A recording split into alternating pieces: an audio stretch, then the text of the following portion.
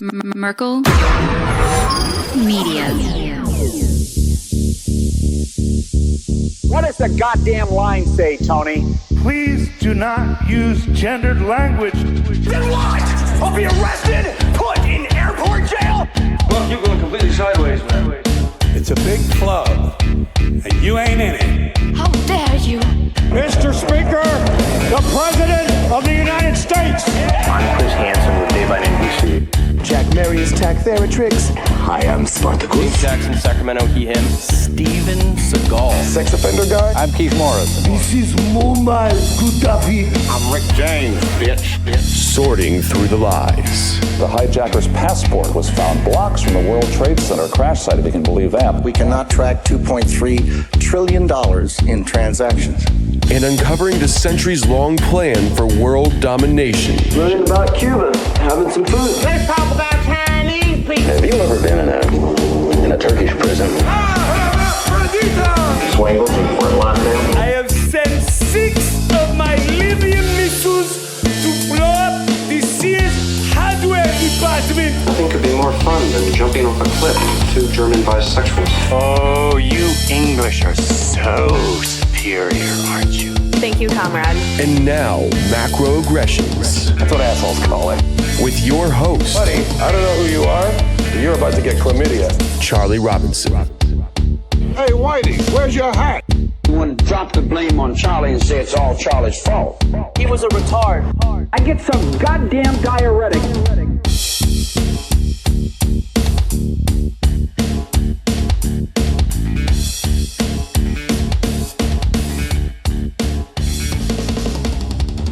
Welcome to Macroaggressions. I'm your host, Charlie Robinson. If you are watching us on Rockfin, Odyssey, Band.video, Vigilante.tv, or you're listening wherever podcasts are served, thank you so much. We appreciate your amazing support. We couldn't do it without you. We couldn't do it without the support of our sponsors.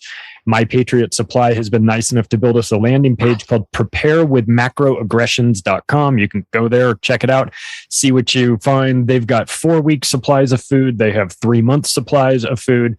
I would suggest taking advantage of some of this. If you want to do it through my sponsor, please do. If you want to take care of it on your own, please do.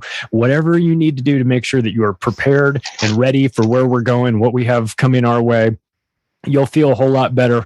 But if you want to just knock it out in about 10 minutes, you can do so at the landing page, preparewithmacroaggressions.com. Right now, they're having a big sale on the 3-month supply of food. I'm not really sure how long that will last. So if you go there in the future and it's no longer available, my apologies, but they've had it available for a couple of weeks now. Hopefully it'll last even longer. So think about maybe stocking up on that, taking care of yourself, taking care of your family members, whatever. Just get yourself to a position where you feel good about where we're going. And also thank you to our sponsor, Chemical Free Body. This goes along the same lines of proactivity. You got to take care of your health. Do the best you can. We know that there's a lot of vitamin companies out there that are scammy. Vitamin industry is filled with a lot of that. That's why I appreciate Tim James so much. He's the owner of Chemical Free Body. He's really devoted to making sure that there are, like the name indicates, no chemicals in the supplements that they sell. They're fantastic. You can do, you can get Green 85, which is just the powder you add to water, stir it up and drink it every morning. That's what I do. Or you can take it a step further. They have a detox in a box bundle. I'll tell you what, you can go to chemicalfreebody.com/macro and take a look for yourself. There's a landing page there, a video about the success that I had going through the program. It was amazing. It leaned me out. I'm still on the product every single morning for the past 2 years. I have been drinking Green 85 and I feel really good about it. And I think maybe you should check it out too. So if you are so inclined, if you're interested in the things that Chemical Free Body has, use the promo code MACRO on your way out to save yourself a little bit of money. The links will be in the description. You don't have to go searching for it. We'll make it easy for you if you're interested in participating with our sponsors, and we certainly do appreciate them. Well, I'll tell you, the timing of this interview is pretty amazing because we had been setting this up in advance of the passing of the Queen, and I am very pleased to have one of the most dangerous men in the world. He might not look like it, but I'll tell you, there's a lot of powerful people that do not like him. Mr. Kevin Annett, he is a human rights campaigner and author, a badass. I added that, and we're so grateful to have you here. Great to meet you, Kevin. How are you? It's good to be here, Charlie. Thanks for having me. Well, let's see. Where do we start? I mean, you have been deeply involved in lawsuits and so forth towards the Queen. Can you tell us a little bit about what you have been doing over the last several years to hold these people accountable for the crimes against humanity that they have committed? Well, the reality is they can't be held accountable because it's a system they control. So the only way that we've ever been able to get justice is by going outside their system. It began for me 1995. I was a United Church minister on the west coast of Canada. I discovered the crimes going on in the local Indian schools run by my church and the Catholics and the Anglicans, of which the Crown, Queen Elizabeth herself, was personally liable because head of state, head of the church and all that, plus her role in abducting children from the Indian schools that we documented, which we'll get to. But all of that shows, over the many years we've been campaigning, is that the system of Crown, so-called Crown authority, is not only soaked with the blood that we know over the centuries, but is, in a very immediate sense, is involved in crimes against humanity. So, we're looking at a whole system, not just the figureheads, like popes and kings and queens. They're put there to keep everybody entertained, to make it seem like the system is legitimate and has authority. And behind it, of course, a lot of, the old saying is that the biggest child rapist in town always has the best reputation. You have to keep everybody befuddled to hide the crime. And over years, I mean, the best way folks can look at this is my book, Murder by Decree. Murderbydecree.com is all these crimes documented over a campaign that's gone on over 25 years. We force the apology of the Canadian government as if such a thing is possible. Gee, we're sorry 60,000 died. We won't do it again, as if that happens. But in 2008 and beyond that, forcing Pope Benedict out of office in a common law court trial in Europe in 2013, all of this is like a tsunami building because the evidence is irrefutable. The eyewitnesses, the documents, and it really, like I say, invites the whole system of church crown authority, right? So-called authority. Well, yeah, this information, I'm not sure how I found out about it, but I did hear about the missing children, and that was, it destroys your soul to hear about that with anybody. But then to have it come from the people that are held out to be above reproach, the Queen of England and this monarchy, and this is, we have all the jewels and they have ceremonies and these are good people, right? And what we find is that is just a mask to hide some of the worst human beings possible. I would like to remind people, my audience is well aware of this, but the Queen knighted so many people that are known pedophiles. It is almost a pattern, and that is not accidental. You are known by the company you keep, and when your son Charles has his best friend is Jimmy Savile, brought in to mediate the potential breakup of a marriage between Charles and Diana, you're the Crown. You have access to the best therapists in the world. Who do you bring in? You bring in a notorious child predator and a procurer of children for the royal family to fix the problem. It seems insane to me. So we know that it's deliberate. Yeah, of course, it's deliberate. It's deliberate. But it's part of the psychological message by which a few or one person control the many. And that is the continual message out there is, look what we can do. The power of a state rests on their monopoly of violence. We can kill anybody we like. We can launch a war. We can take children and murder them. It's like when Bergoglio, so-called Pope Francis, admits after going to Canada during July to sign a deal with the Chinese, by the way, which is a whole separate issue I'll get into. But he, on his way back to Rome, he says, oh, yes, it was genocide.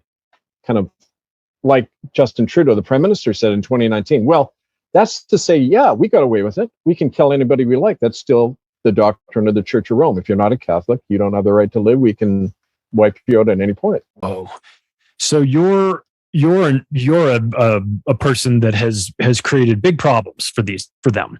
Can we talk about what you have done in terms of the trials that you have been involved in and brought forth to hold these people accountable? It seems like you said, they're rightly above the law. They create their own system. So you guys have created your own system of holding these people accountable. And could you explain how that works and what that process looked like?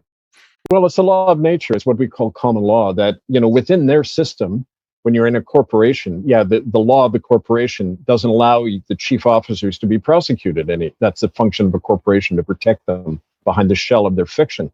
But as flesh and blood men and women, anyone is liable. It's the old adage in common law going back 1,000 years, be you ever so high, you are not above the law. And that's the basis on which they cut off the head of another King Charles I, in 1649, when they abolished monarchy in England. They said one person cannot rule over many. That's also blasphemy, because God is our authority, not a human being. That's why the whole Reformation happened, where they said a pope and a king, they're not the head of the church. Christ is. And that created huge difficulties for people who use religion to control the way people think, so they can get away with these crimes. So it's right built into common law that these people are liable for what they do. And that's the basis on which we try them. And it's interesting, because when we in Canada, we tried for many years, like we have to work through various stages of naivety, right? All of us. And we try to use the Canadian courts to try the Crown for genocide. 3 different court cases I helped bring in the Supreme Courts in British Columbia and Ontario. Every time the judges said the same thing: we cannot put the Crown on trial for genocide, or its churches, right? They're what they call ultra vires, beyond our jurisdiction. So we said, okay, then under international law, if you exhaust your own legal remedies, you go to international law. And it says, like the Nuremberg trials, anybody can be held accountable for their actions, and including, quote, heads of state or church. And that's what we did. And it was interesting, when we did that first international common law court case, it went from the summer of 2012 to February 2013. 2 weeks before the verdict came down, Pope Benedict resigns. Boom. And he had been named as a chief defendant. Well, 3 other cardinals resigned with him. They'll all be named in our indictment.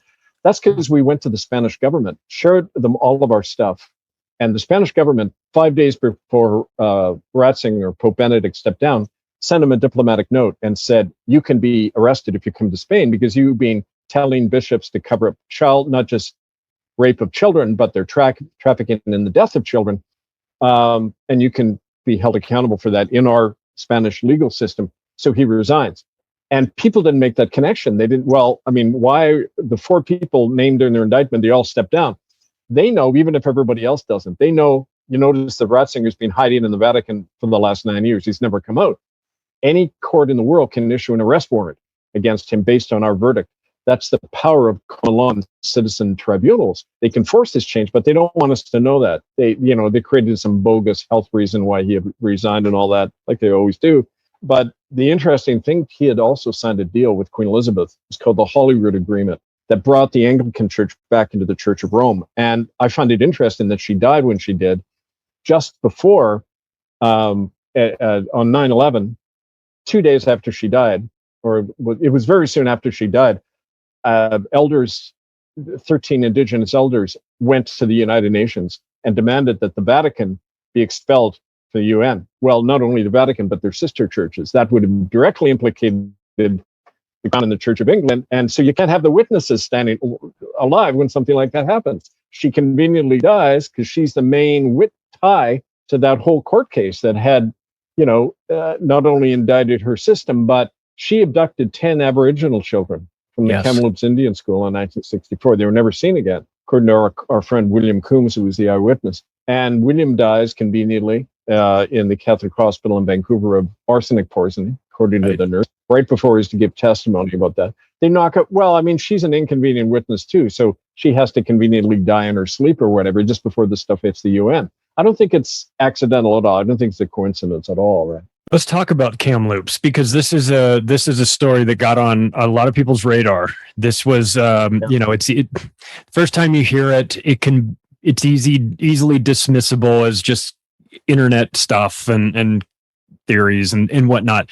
But then you dig a little bit deeper and you say, well, hang on a second. And first of all, if you know these people, you know they're capable of it. So let's start with that. And were they there at the time that this was said to have happened? Yeah. Yes. Were there witnesses? Yes. Did this?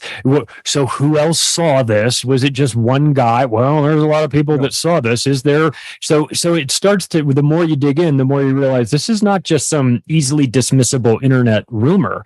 This is an actual situation that happened. Can you fill in people on what happened at Kamloops? Oh, exactly. You know, this story came out 15 years ago. And it's circulated now as if people are just learning about it. But no, I knew William Coombs, who was the witness. He worked in our campaign in Vancouver. We were occupying churches, holding protests. Well, I brought him on my co-op radio show in Vancouver, and he told this story, along with a guy who had just died, Jesse Jules. They both witnessed Queen Elizabeth and Prince Philip showing up on October 10th, 1964 at the Kamloops death camp. I don't call them schools. Half these children never came back, right? And they were in Canada at that time. If you check the records, there was a quote royal visit in Canada during that time. They went out to a place called Dead Man's Creek, which is west of Kamloops. They had a picnic. William and Jesse both saw Elizabeth and Philip take 10 children away. Okay, now look at the numbers. 10 children, October 10th, 1964. They all add up to 10. And, it had cultic significance, definitely. And so William was to talk about that. We subpoenaed Queen Elizabeth and she never responded, which under the law, if you don't contest what's being said about you in a court case, it's a tacit admission of guilt. She's admitted to the guilt under the law. Nobody ever disputed. None of the defendants ever disputed it, right? They just tried to ignore it, hoping people would not notice. But William, just before he was to come over, it was February 2011, we had a forum set up in London, England. He was going to come over and talk about this. I'd gone over 2 days after I left. The Royal Canadian Mounted Police come to William's slum apartment, take him down to St. Paul's Hospital, incarcerate him.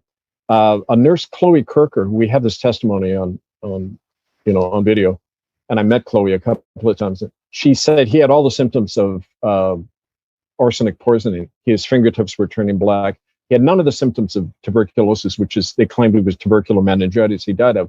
Didn't have any of. In fact, I know he was recovering. We had been occupying churches. William was feeling very confident. He had overcome his drug habit. He was not drinking anymore. He was like a man reborn. He was in very healthy, for his lifestyle. He was quite healthy.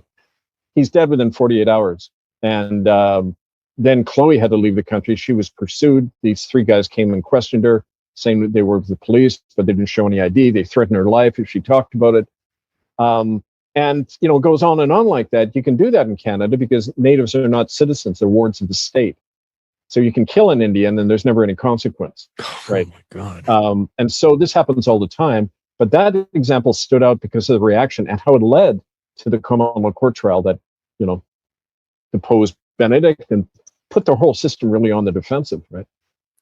So if you can set up this international trial, which you did, and that's the progression of things where it goes there when everybody else says no in your country, what else can we use it for? I mean, my guess is that this is unlimited, right? You could try all of these people for a variety of things. Who's next? What's the anybody you like? Anybody is held liable. As a matter of fact, when the Pope admitted to genocide on July 29th, that meant that at that point, under international law, the Vatican, he should have been arrested. The Vatican's wealth can legally be seized as a self-admitted genocidal body. It's a piece of international law called the Transnational Criminal Organization Act, the TNCO. And if you traffic human beings, which the Catholic Church does, if you're guilty of genocide, laundering money for the mafia, your assets are null and void. Anyone can seize them because they're being used for criminal purposes. So the Indigenous elders and our international court then issued warrants saying we're all authorized, not just allowed to do this, but compelled under the law to seize the money out of collection plates in the Catholic Church to occupy buildings. Native people have been doing this. They've been reclaiming the land. They've been booting the Catholic priest out of the local church and reclaiming that building. It's happening as we speak. That's a lot of the work I do on the ground, empowering people to do that. But that doesn't apply just to the church or the Crown of England. any corporate body, any individual can have that action taken against them, not even by an international court, but by your own local common law court. 12 or more people can form these courts. And I published a book, the Common Law Training Manual, about that, among my 20 other books. But the knowledge is there, the skills how to do it. It's just you meet that mental barrier with people. Oh, am I allowed to do this? Am I going to get in trouble?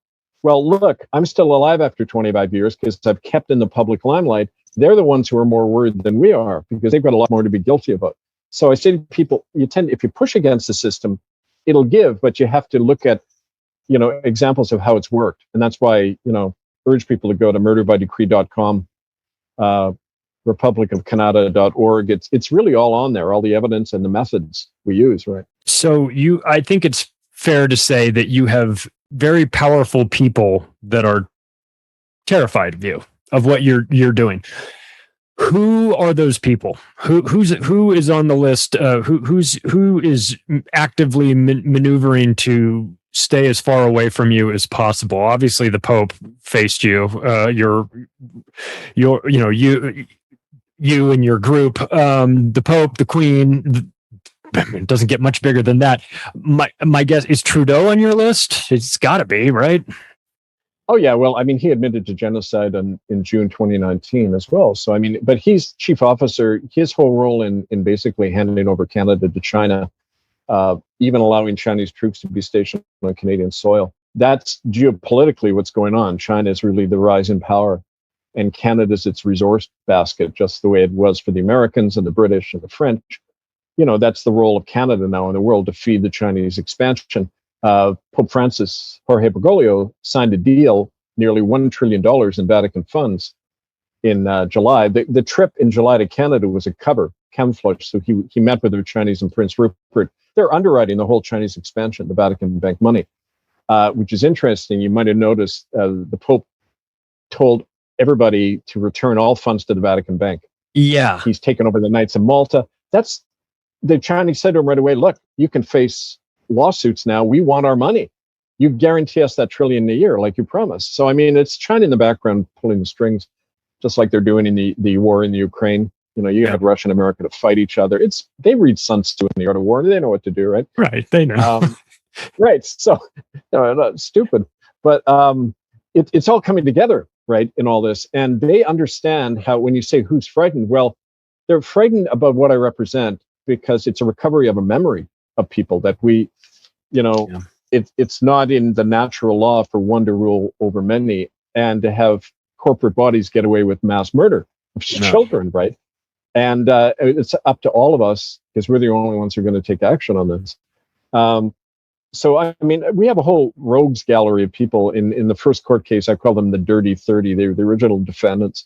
It included church and government officials, the ones who had originally not only fired me, but destroyed my family, my livelihood, took my children from me. This back in the 90s, because when I was reporting the land theft being done on the west coast of Canada by the churches, where the missioners would grab native land and then sell it off to big companies, including the Chinese, what I was stumbling on too is a whole west coast human trafficking network that still goes on. Where the BC Native people go missing all the time. It's plugged into the organ trafficking network in China.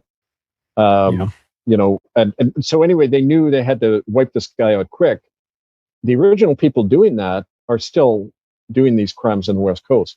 And, as we speak. So there's so many of them. It's almost a question, Charlie, of saying, well, who isn't doing it in the system, right? No kidding. I just interviewed a guy who was reporting on Falun Gong in China about the organ harvesting and the trafficking of people and what was happening there. So I know it's very much real. It's fresh in my mind, of course, too. After that interview, talking about China's role in this, it's interesting to hear let's talk about what is China's role in Canada, because we've all, it's been set up in a way where wealthy people from Hong Kong, wealthy people from Japan, the first sort of connection to North America, you got a lot of people in San Francisco, you got a lot of people in Seattle, Vancouver. It's a natural progression, I suppose, from the Far East to come to North America and set up along that West Coast. So it's not a surprise for me to know that Vancouver was inundated with Asian home buyer. I've worked in real estate for a long time. I watched the Asian home buyers come in and inflate the marketplace and whatnot. But what is the role of the Chinese government with regard to Canada? Those are two different things. I've got Chinese friends who are very upset what's going on with China. They're not pro-China. They're kind of traditional Canadian Chinese people. After 1997, when Hong Kong went back, there was a flood of real estate, and now Vancouver is one of the most expensive places to live. What's happening now is much more insidious. It was a plan going back over 20 years where the Chinese government systematically infiltrated the West Coast governments of Canada and the federal government. There was a guy, his last name was Fadden, Fadden, and he was head of the Canadian Security Intelligence Service. And he said 20 years ago that the Chinese government has systematically taken over the country. And he was forced out of Richard Fadden, his name was Richard Fadden. And, he was forced out when he made that statement. But the point is, some figures, Chinese investment in Canada has increased 30 times in the last 2 decades. 30 times. They're the largest importer of Canadian oil and gas now, not the U.S. They're the second largest trading partner. The Trudeau government, the first thing they did when they came in 2016, I think it was Justin Trudeau's government, they passed a law called the Foreign Investment Protection Act. It allowed unlimited buying of the economy by China and the stationing of their troops to protect their investment on Canadian soil. Well, that's an act of treason, and yet there you go. We know that a lot of the disappearance of Aboriginal families is linked to that. If you look at the line, it's called the Highway of Tears in northern BC, the Highway 16. There's a lot of news on that. Human Rights Watch from New York came in and found that, the RCMP are involved in killing Native women. Well, if you look at the Highway of Tears, it's exactly where the liquid natural gas sites are that China owns, and PetroChina. China is switching from coal to natural gas, and huge demand. So they're buying up these billions of dollars, tens of billions of dollars in natural gas. So they're wiping out all the native people in that area, like the British did, like American-sponsored death squads have done and all over the world, to get the resources, right? So that's an ongoing genocide. And it implicates every level of government, the courts, the churches, who are still the mediators in a lot of this. They've owned the child trafficking networks for a long time. So, it's really happening as we speak. And it's tied into that essentially the takeover of the North American continent by China. Wow. And you meant, I knew about the Pope requesting the funds be deposited by the end of September. I knew about that, right? But I didn't know the Chinese angle to that. You're saying that the Chinese were saying, you agreed to put $1 trillion into our investments with us, and so therefore, so you're saying they were instructing or pressuring or suggesting to the Vatican that they do this in order to protect their assets so that they could then use them to finance the Chinese? We know that from sources we have developed over the years in the Vatican and other places that was going on. It was common knowledge among all the cardinals, and loose tongues share all this information. We get this from people all over the church. That $780 billion deal, the Prince Rupert Agreement, July 23rd, that's to underwrite what's called the Road and Belt Initiative. China's buying up all the road systems, the transportation hubs all over the world, to funnel all the resources into Central Asia, where about 2/3 of all the economic growth is happening now in the world. The Indo-Pacific region that China controls, that's where it's all happening. And the Vatican's the underwriter of that. Now, it's also, I remember when the churches started getting sued after we held our first tribunal in June 1998 in Vancouver, all the lawsuits kicked in after we brought this stuff out, native survivors of these death camps. The first thing the churches did is hide their assets. That's what you do. The law tells you, hide the assets, move out of the big buildings, hide the assets, right? And that's exactly what the Vatican Bank is doing now, right? So So whether you're getting whether you're a rich guy getting a divorce and moving money offshore to try and hide it from your wife, or you're the Vatican moving money to try and hide it from criminal courts, that's the reason behind it. Did you have anything to do with Cardinal George Pell getting arrested? No, but I'll tell you who did. George Pell is part of the old Ratzinger crew. Mm-hmm. You see, there's a huge faction fight. There's basically two Vaticans. And there's the old guard, the Italian pro-Western mob around Ratzinger. And then there's the New World Order Pope Francis, who is diverting everything to China deliberately. Do you remember when Joe Biden went over to Rome a few months ago and he kind of fawned all over the Pope, right? Yeah.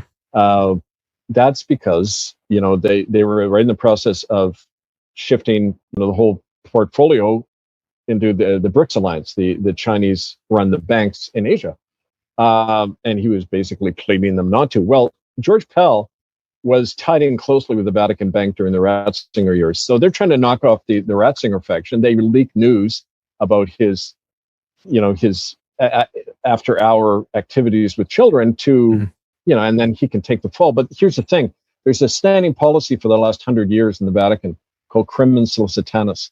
It was passed in 1929. It says when a child is raped, everyone is silenced. No one is to tell the police or they get excommunicated. So that's a criminal conspiracy to protect child rape. You don't last beyond the level of a priest if you don't enforce that policy. So every bishop, every cardinal, it's like saying, were there any good Nazis? No, because they're serving the system. Yeah.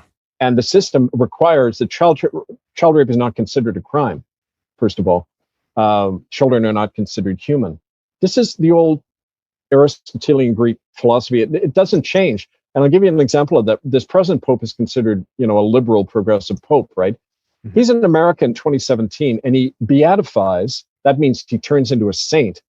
A Franciscan missionary called Junipero Serra. Mm-hmm. In California in the late 1700s, Serra works to death over 100,000 native people, men, women, children, on Franciscan plantations. And he gets turned into a saint by Bergoglio, who says, quote, "We are inspired by his zeal." Okay, so how does a mass murderer get turned into a saint by a pope? Because there's nothing wrong with killing unbelievers. It's what you have to do.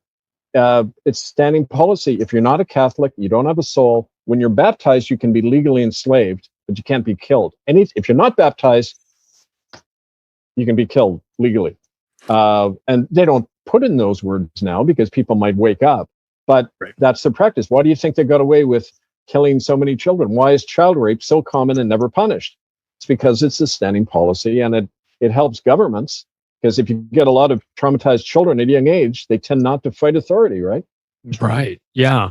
Well, I since we're talking about George Pell, let's stay in Australia for a little bit. Yeah. They've had their own problems with the Crown, and it coming in and getting involved in care homes, whatever you want to call them, death camps, which I think is more rightly descriptive of them.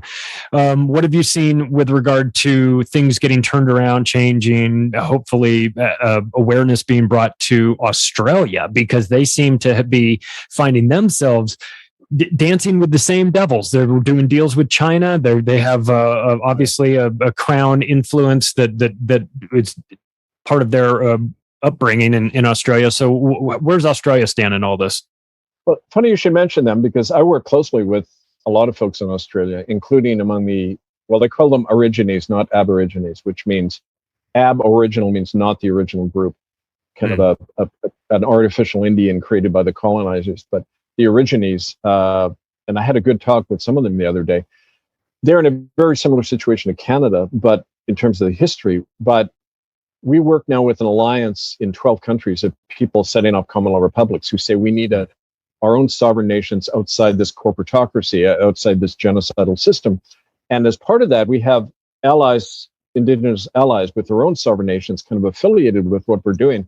And their whole thing now is that it's getting so bad because you mentioned China, right? Where a lot of big money comes, a lot of people start disappearing. And the first to disappear are the poorest and the indigenous, because they're not protected even by the, well, I mean, none of us are. Look at COVID, right?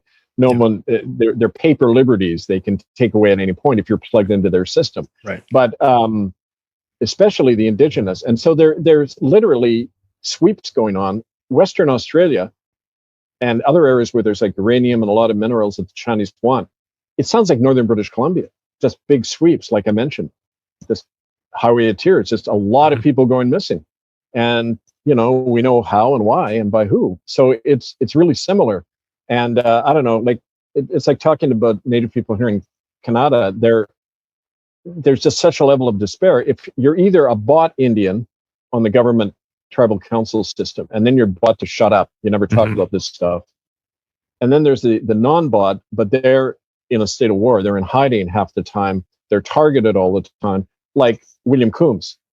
Right. Look what happened to him, killed by lethal injection, 2011, because he was going to talk about, Elizabeth taking those kids. That's the reality. So it's so hard to work with genuine people. They don't tend to last long. So they tend to stay up the radar a lot. And, I mean, that's kind of my general view on it based on what we're doing. But I think, it's like any, quote, Commonwealth country. They're under that dual tyranny of Crown and the Vatican, right? Yeah. Wow. What a horrible place to be stuck under. the Crown and the Vatican. I mean, one of them's bad enough to have them both. I talked to a guy who was explaining the care home situation in Nearcole in a city called Townsville in Australia, and he described that to me. And I mean, I wanted to throw up to hear these things.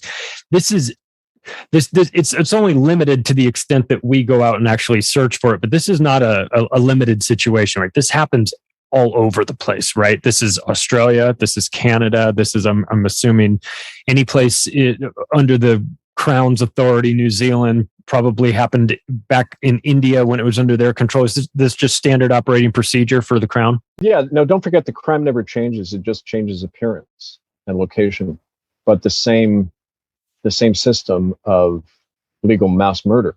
And, I remember the first article we ever got published after I got fired, and we took some of our evidence to the press before it was muzzled on this issue, the Canadian press. And it was beaten to death for theft of a prune. And this is about a little guy, Albert Gray, and he took a prune out of a jar wasn't supposed to. United Church minister Alfred Caldwell beat him to death right in front of 3 witnesses. And then the same witnesses later, they were old men, but they said, oh yeah, well, 2 of them were still alive. They said, well, that's what they did every Sunday. Caldwell would line everybody up before church and pick out a child and beat him to death. And then he would stand over the dead body and say, the only good Indian is a dead Indian. Repeat after me. And they all had to repeat it if they wanted to survive. So it's like targeted killing, death camp. That's why we call it a death camp. But they brought in this whole song and dance cover story about calling them residential schools. Some children were abused. You see these mild terms that camouflage the real. They don't talk about murder, rape, sterilizations, tortures, any of that stuff that was going on. They say abuse, and we've apologized now, and we're healing and reconciling. It's just putting everyone back to sleep, right? And people want to be to sleep because it's too horrible to look at all of this stuff. Right? Of course. Yeah. This is not the sort of thing that people necessarily want to know, but they need to know if you're going to move past this. So, also, I could jump in, Charlie, on that. Please. It isn't that they need to know it. For their own survival, they need to know it because, the whole stuff happening now with COVID it's a continuation of that genocide. It was tried out first on the natives. Nobody objected, so now they're doing it to us. It's been law in Canada under the Indian Act since 1874 that if you're on reservation and you cannot refuse medical treatment or a shot in the arm, you go to jail. You needed special, like vaccine passports, special passes to get off the reservation. If you don't show it, you're immediately arrested. They tried all on the weakest among us first, and now they're rolling it out on everybody because it worked on them. So I say to people, look, this is in a way kind of payback and blowback for us not fighting this sooner. Now it's hitting all of us, but that gives us all a chance to wake up to what it's been like all this long, right? what we've been in for so long, right? Yeah, we've been in it. So, International Tribunal of the Disappeared of Canada. Can you talk about that? What is that? That's the book. That's the group. It was a group of scholars in Canada that came together to publish this book in 2016. The big cover up had been going on for years, but the government, get this, the government of the churches that did the crime set up the investigation into the crime. Like the serial killer. The serial killer appoints the judge and jury. That's what happened. The Truth and Reconciliation Commission appointed by the churches and the government. And I'm saying, hello, am I the only one noticing this? But all the press reported as this genuine inquiry. So a bunch of us got together and said, look, we need a counter report. And that's what you find at murderbydecree.com. All of the evidence they gleaned out, because under the TRC mandate, you couldn't report a death of a child. You couldn't subpoena anybody. You couldn't force the churches to produce documents. You couldn't sue them for anything. And this is an investigation, into their own crime. I mean, it was such a farce. And I remember sitting with Native people watching these TRC hearings, and they were in tears of outrage. These Catholic bishops could get up for half an hour at the mic saying, oh, we're just trying to help the poor little savages. And if you're a survivor, you could only speak for 5 minutes, and you had to show them your statement, and they got to censor it first, what they could say. That's what the TRC was in Canada. But the New York Times reports it as Canada comes clean about its genocide. I mean, at every level, you get this lie, the three components, the theft, the murder, and the lie to cover it all up. That's what goes on at every level of this culture, not just about natives. All of us, we're immersed in it, right? Yeah. Well, that brings us to, since we're talking about the law, the rule of law, let's talk about this. We've got civil law and versus criminal law, right? So civil law, compensation, personal injury, criminal law, penalty in prisons. How do we bridge this gap between getting people from a civil law situation and into a criminal law situation where they're actually held accountable for this? Well, that's the thing. I'm glad you raised that, because this whole issue of genocide in Canada was framed by the system right at the beginning as civil law. Mm-hmm. Abuse happened. It was like a tort offense. When you break somebody's window, you have to compensate them. That's how the mass murder of children was framed. You'll get money. You've got to sign off suing the churches in return for this blood money. And that's it. That's all you can get. Right. And which was a total miscarriage of justice, because it was criminal law from the beginning. Criminal law includes rape now. Rape under international law is considered a crime against humanity, because it impairs and destroys a whole generation that follows. Right. It's a genocidal act, really. Yeah. Especially when it happens to young children who can never get their life together and usually end up killing themselves. Right. Yeah. So the way you bridge it is the notion of liability. The reality is, it doesn't matter what the offense, every human being on the planet is liable. And the spheres of law spill over a lot. What's this? Here's an example. They say the policy in the residential schools was cultural genocide. You always have that adjective put in first to soften it. Well, culture of genocide, okay, wiping out a language. Well, how do you wipe out a language? You don't do it politely. You do it by killing anybody who speaks their language. So a civil law, crosses over into criminal very easily. Cultural, physical, biological genocide, like sterilizing kids, which was happening everywhere, still is through injections. I mean, those are all crimes against humanity. So you can't neatly separate the two when it comes to this whole regime of genocide. They're all one and the same, right? Are we making any progress though? I mean, it sometimes feels like a bit of an uphill climb here, but then again, I read what you guys are doing and I go, well, hang on a second. This feels like we're going in the right direction. I feel like maybe we're actually getting some traction here. You guys feel like you're on the right track here? You feel like this is the beginning of something fantastic? It's already happened. I mean, you don't force a pope out of office, and you don't force the whole system on the defensive. The whole thing of child killing, child trafficking, it wasn't there before our common law court trial in 2012, 2013. We brought that onto the world agenda, just like we did genocide. Mm-hmm. There were 2,000 of us doing it. So where does that power come from? The power of the truth has a momentum all of its own. You just can't ever give up. And I was fortunate to be at the right place, the right time, with the right evidence. And it's like Sun Tzu says in The Art of War, you hit the enemy at what they love, and they always have to respond, no matter how small you are, right? Mm-hmm. And that's what you do all the time, right? You go in and threaten a collection plate on Sunday morning, which we did when we occupied churches, and boom, the next week the government starts talking apologies. Back in 2008, right? That's how it happened. So people have to, it's our generation, or not our, but this generation now, unfortunately equates action with seeing something on the internet and sharing information. And that's not action. That's preparatory to action.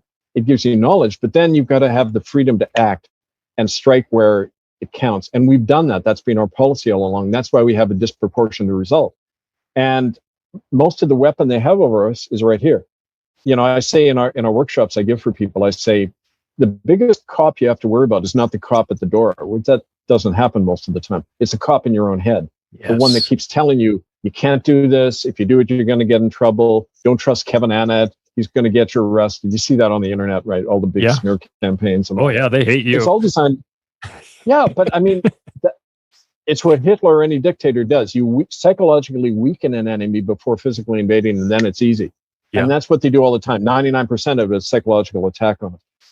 Look at the proof. We can force change. We've proven it. And that's why you have to bury the memory of somebody like me and all the work we've done, because it shows people how they can win. So no, I'm very optimistic. I'm still alive. How can you not be optimistic after 25 years of being alive after all this garbage, right? I know. I look at you and I say, I feel optimistic when I and I've known about you for many years, and I always thought, this is the balls on this guy, man. He's out there poking the bear, like the biggest bears around too, and rightfully so. And I want to make sure I'm crystal clear about this. I am glad you are doing this. I wish more people were doing this. I feel ashamed that I'm not out there doing this. I mean, I see that, and I want to be a part of being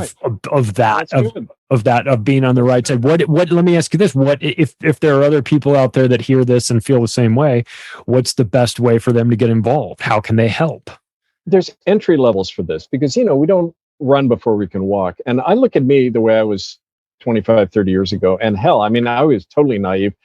Yeah, the naivety is good, because you get whacked in the head and you learn. If you were really streetwise to everything, you'd never do anything, because you could figure it all out and say, well, what's the point, right? But we need to go through the stages of naivety to learn. And the only way you learn is through a personal loss. Here's the thing. We can, as long as we have options, we can always say, well, I'm not going to get involved in that thing of a genocide. I'm going to go work on this issue. It's safer. I mean, we all do that unconsciously, right? We tend to go to the path of least resistance. My advantage was I had everything stripped from me. They were out to destroy me. They did everything short of killing me, which you can't do, because then it creates a martyr. Yes. If I was Native, I'd be dead. I'm a white guy. I'm a professional, so you've got to discredit and isolate. And they've done their damnedest to do that. You start psychologically by taking away my children, taking away my livelihood. That's usually enough to knock out somebody. But it made me madder all the time, more determined. And I saw my Native friends who were dying. I was still alive, but they were dying when they opened their mouth. And I thought, if they can go through what they did and still speak, then that gives me encouragement to keep going. So it's kind of a group action, but it's uniting those people who have lost everything and they have nothing left to lose. I mean, that's what Sun Tzu says in The Art of War. Never back your enemy into a corner. Never create a situation where they have to fight, because then they're unbeatable. When you know you're going to die, as we all are going to die, but when you know you're going to die and you have no options, then you fight to the death. What do you have to lose?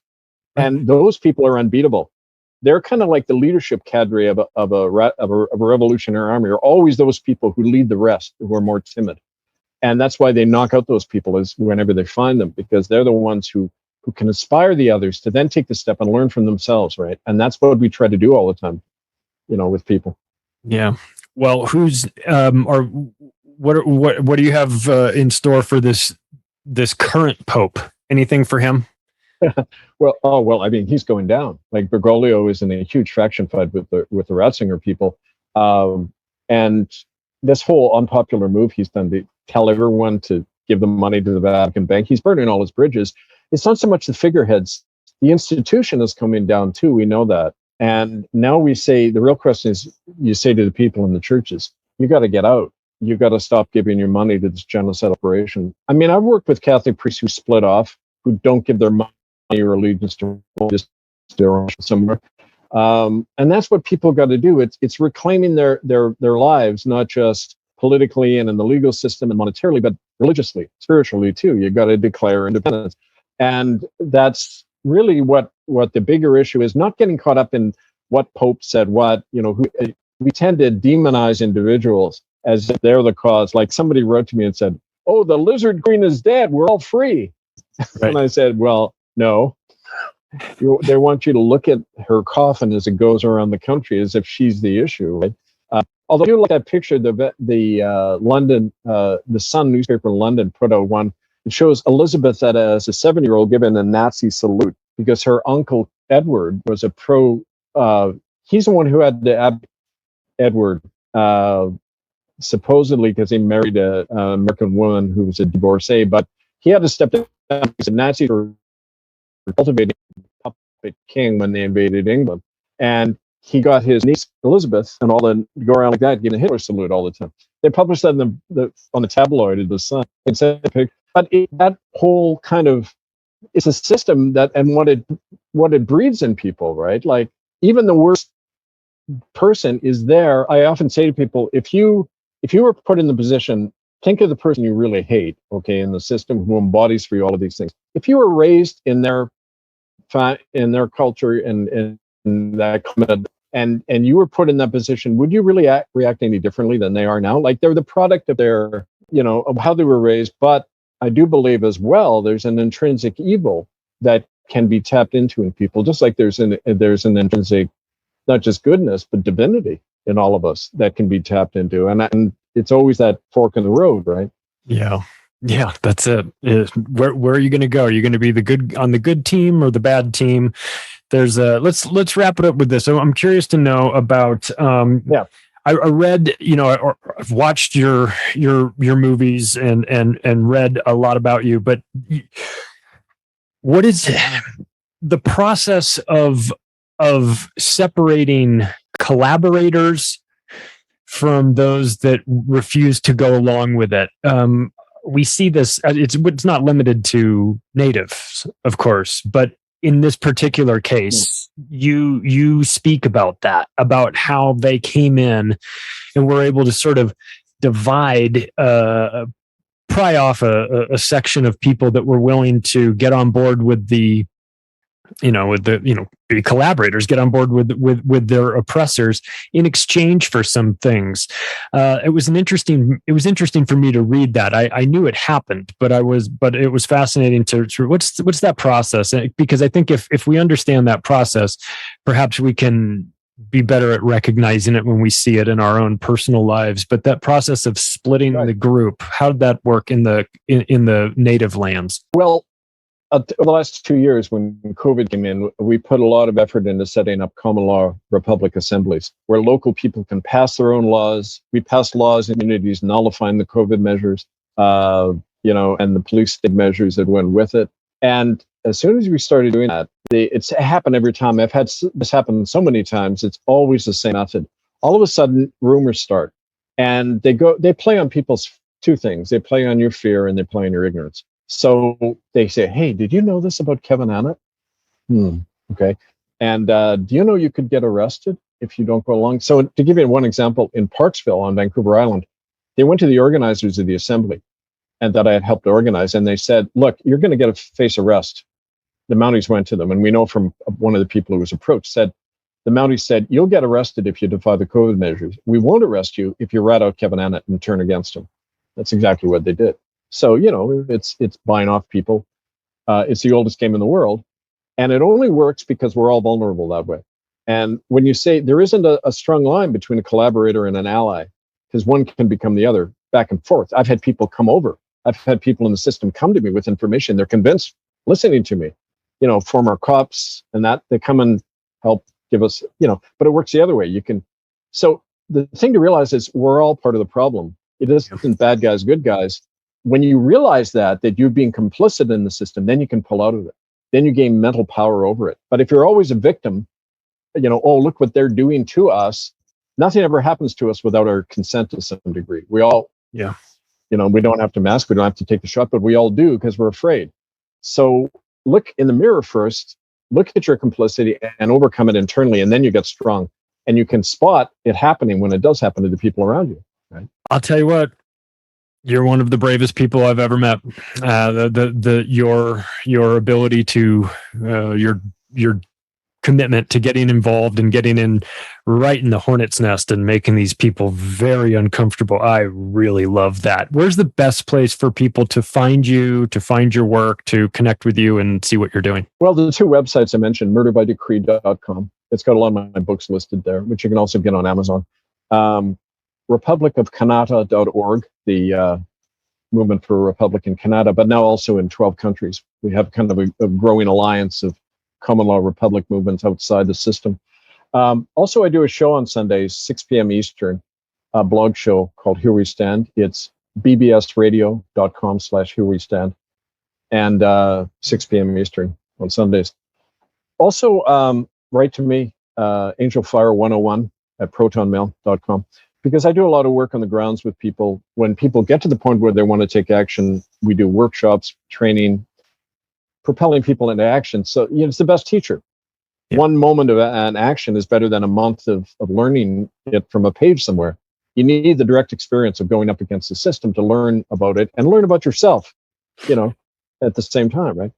Yeah, absolutely. If you're somebody out there that thinks that you need to speak with Kevin, you're in a situation where he needs to be aware of it, I would suggest reaching out. Be strategic. When you're facing these people, they're very strategic against us. We need to be thoughtful and understand, as we've mentioned several times, the art of war. Do not attack where your enemy is strong. Be thoughtful about this. And if you're going up against what seems to be, like, as I've described and many others, this gigantic octopus, you better know where the hidden beak is. You get too close to it, it'll rip you to shreds. So I think it's worth noting. And never do what they expect you to do. They expect protests. They expect petitions. They don't expect a few people to show up and see something they love, an action group. And that's what forced a lot of this stuff out. We did the unpredictable all the time. Yeah. And please do not bring violence to them. They have a monopoly on violence. They know very well how to deal with violence. They like violence. We have to be strategic. So if we're going to take these people down, we need to think it out thoroughly and thoughtfully beforehand. Outthink them, don't outfight them. That's one of the lessons of art of war. You can outmaneuver your enemy, and we're the majority anyway, right? Yeah. That's Kevin Annett, everybody. All his links will be in the description. Please support his work, buy his books, follow him wherever you can. And Kevin, I appreciate your time. Thank you so much. Anytime, Charlie. Thanks a lot. Yeah. And if you like this episode, take the additional step right now of sharing it with your friends and family. The website, theoctopusofglobalcontrol.com. You can find me on Twitter @macroaggressions. Thanks, everybody.